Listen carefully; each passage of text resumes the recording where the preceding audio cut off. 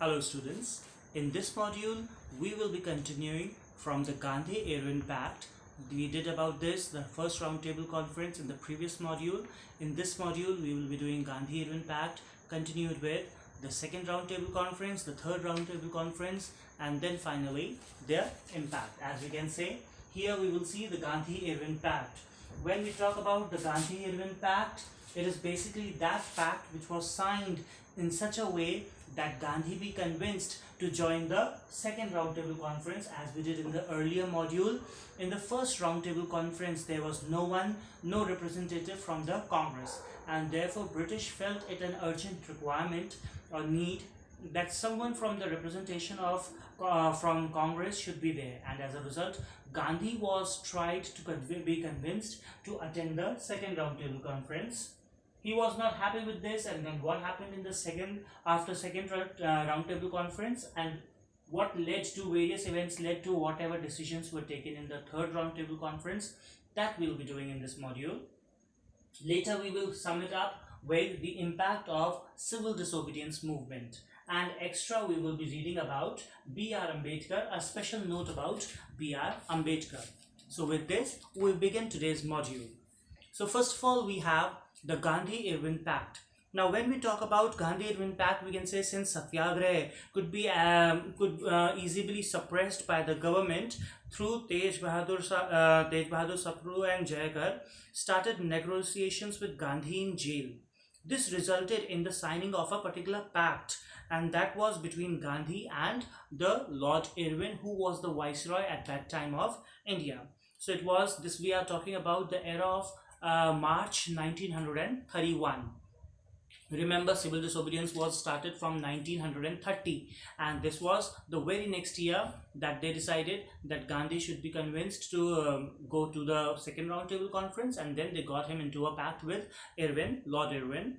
And according to that particular pact, whatever the terms and conditions they agreed upon in that particular pact, here we will be doing this. First of all, the government agreed to withdraw all the ordinances and end the prosecutions, and next was releasing all the political prisoners, but only those prisoners who are not accused of killing or taking away lives or violent atrocities. Those who are silent protesters or those who have been taken into prison for no particular crime as such, they would be released.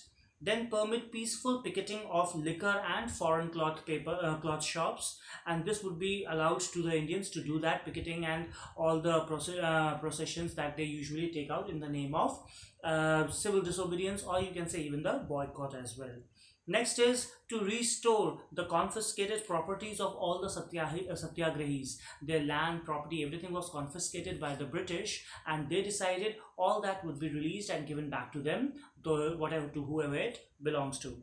Next is the permit. They were permit the free collection and manufacture of salt, and therefore it was one of the important achievements of the CDM also, because it started with the process that you can say protest against salt laws. Now these were the various offers or demands, or you can say terms, which were agreed by the government, as you can say in terms to manipulate or convince Gandhi. What were they expecting from Gandhi? Those were the other conditions, and they are: the Congress in its turn will suspend the civil disobedience movement. Besides that, it would participate in the second session of the roundtable conference, and Congress itself meant some leaders, or if not all, at least Gandhi should be the one visiting it. Not to press for investigation into police excesses. And besides that, these were the terms which Gandhi agreed to, and then later onwards this Gandhi-Irwin Pact was signed, and as a result, as per the terms, Gandhi did go for the second roundtable conference, which was held, the second session of the roundtable conference, and there he attended this roundtable conference. So this roundtable conference, it started from September 7 to December 1, 1931. Remember, the pact was signed in March, and the conference was held in September to December.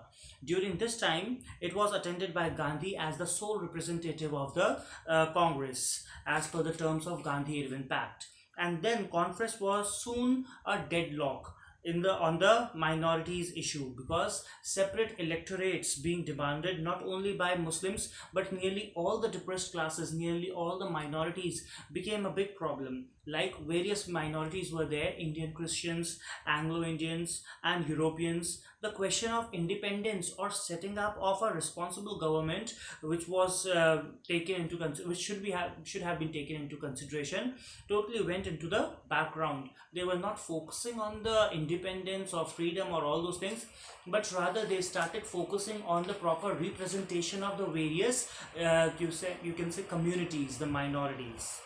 The British government refused to concede the immediate grant of dominion status. Gandhi asked for the dominion status, and that was also rejected by the British government. Next, we move on to the third roundtable conference, and it was started from November 17 to 1932, and it went to December 24, 1932. So it was attended by 46 delegates only. The Indian National Congress refused to attend this particular conference, and Dr. Bhim Rao Ambedkar was the one who attended the conference, demanded separate electorates for the depressed class, that is the scheduled caste and the scheduled tribes. Consequently, the Prime Minister of Britain at that time, Ramsay MacDonald, announced the awards for the communal awards to be given. This award provided separate representation of the Muslims, Buddhists, Sikh, Indians, Indian Christians, Anglo-Indians and Europeans and the other depressed classes.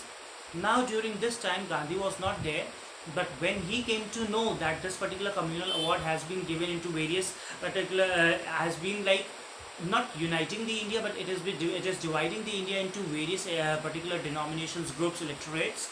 So he was quite shocked and he opposed it strongly, this award, on the grounds of disintegrated India. That means they are dividing the India into various different particular communities or small communal groups. On 25th of September 1932, the agreement was, which was also commonly known as the Pune Pact, it was signed between B.R. Ambedkar and Congress. And the agreement, this particular Pune Pact, it provided a particular reservation of the seats for the depressed classes, that means for the scheduled caste, scheduled tribes and the other backward classes. So it was in the provincial legislature within the general electorate, and it was not by creating a particular, you can say, separate electorate. So due to the pact, the depressed classes really, they particularly got 148 seats for them as separate electorate, instead of 71 as allocated in the communal awards. So in the communal award it was given out that 71 seats would be given to them, but later onwards we see 148 were given to them as per the pact, Pune Pact, which was signed by Congress and B.R. Ambedkar. Then we see the removal of the civil disobedience movement. So far the civil disobedience movement was stopped because Gandhi-Irwin Pact made that particular thing as a term. So it was suspended, but now when the demand of you can say freedom and all dominant status and all those things were rejected, it quickly turned out that civil disobedience movement should be restarted, and so it was renewed after the failure of all the talks from the second roundtables conference. And Gandhi came back. He was quite disheartened, not happy, and in the 1930s the world had hit the farmers. It was a particular depression had hit the farmers of India, and Gandhi sought an interview with the Viceroy Wellington. He wanted to talk to him, but he was not given any particular opportunity to meet him. Rather, Congress passed a resolution for the renewal of civil disobedience movement. When British came to know about this, on the very particularly next moment, January 4, 1932, they got Gandhi arrested. Gandhi resorted to repression, issued ordinances, and sorry, I am saying Gandhi, it is government. They sought to you can say repression, issued ordinances. The Congress was declared illegal, and even most of the Congress leaders were arrested and their properties were once again seized. Now communalism was fanned, and gradually civil disobedience movement lost its force because people were divided as per the communal groups. So that was one of the most important reasons why civil disobedience movement was not able to work that effectively as it was started in 1930. So civil disobedience lost its force and Congress called it off in 1934. So within a span of 2-3 years, it once again went down and it was not taken into consideration later onwards. So it came to an end in that way. But here we see Gandhi withdrew it from the active politics for a year and then restarted and then took it off. But later we see there was a great impact of the civil disobedience movement in the Indian scenario even at that time. Here we see it was not successful getting the freedom for the Indians, but moreover, it had a lot and deepening effect on the you can the social roots of freedom struggle. I'll read it out for you. What were the important things that did had an impact of civil disobedience movement? First, we see the movement caused a tide of patriotic fervor in the country that would not leave the government in peace. Everybody was now agitated and they wanted to fight against British. From time to time, some or the other such events on the national level or at a particular wide level was the requirement of that time to boost up the people with the same morale, same enthusiasm to stand up against the British and fight for the freedom. And this civil disobedience movement did the exact same thing. The civil disobedience movement widened the base of the freedom struggle. A large number of social groups like the merchants, shopkeepers, peasants, tribals, workers, all of them from different parts of the country now came into the national movement. Earlier, national movement was a particular movement started by a few people or group of few, but now it became a you can say movement of the masses and of all the different classes of the society. Third, we see it made people understand the significance of the principle of non-violence. People could not understand how to stand against such mighty opponent as British, and that too without war, without violence. But now they got an idea how non-violence can also be used very effectively against the British, and Satyagraha, civil disobedience, non-cooperation, all these movements showed them the proper way of making the government restless even by not being violent.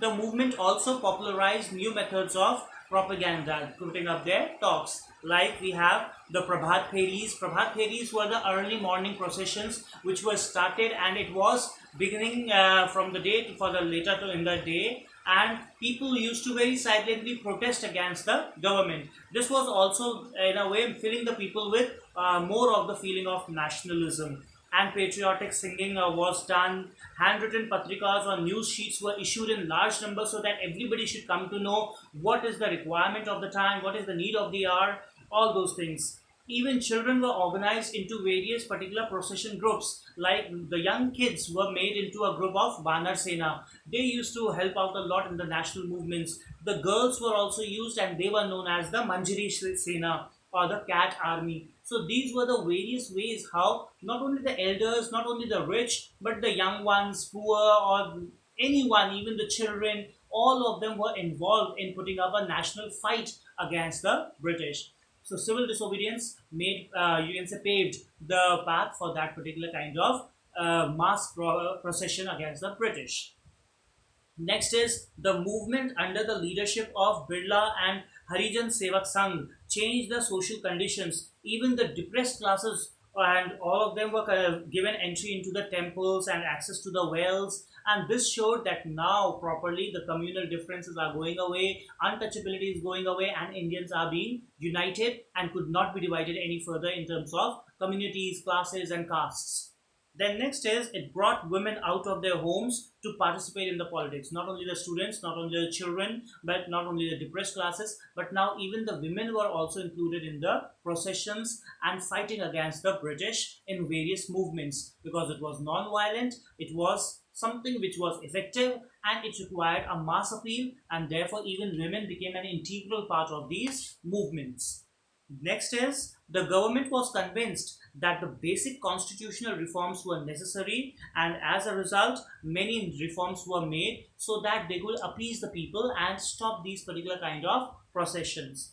The government revived the will to fight, the movement revived the will to fight the elections. In 1937, the Congress achieved positive results in the elections and to the central legislature, and this gave them more motivation to fight against the fight the election against the British, and by, you can say, political means, constitutional means, acquiring more of the control and the power. So that was something which this civil disobedience movement and all these movements motivated and had a great impact on the entire political frame and the nationalist grounds of India's fight against British. So in this chapter, whatever we are doing about the civil disobedience, that comes to an end over here. Now we will be doing a little extra about Dr. Bhim Rao Ambedkar and what happens after the third roundtable conference or second roundtable conference, and what were the events after third roundtable conference, the Quit India movement, it's whatever the failure, whatever the success rate was, all that we'll be doing in the coming up chapters. In this chapter, we will be just finishing off with the explanation of, or a little short note on Dr. Bhim Rao Ambedkar's contribution towards this particular entire scenario. Here we see he was also popularly known as Baba Sahib, and was the architect of Indian Constitution, as we commonly know. He was a well-known economist, politician, social reformer, and was a very eminent jurist also.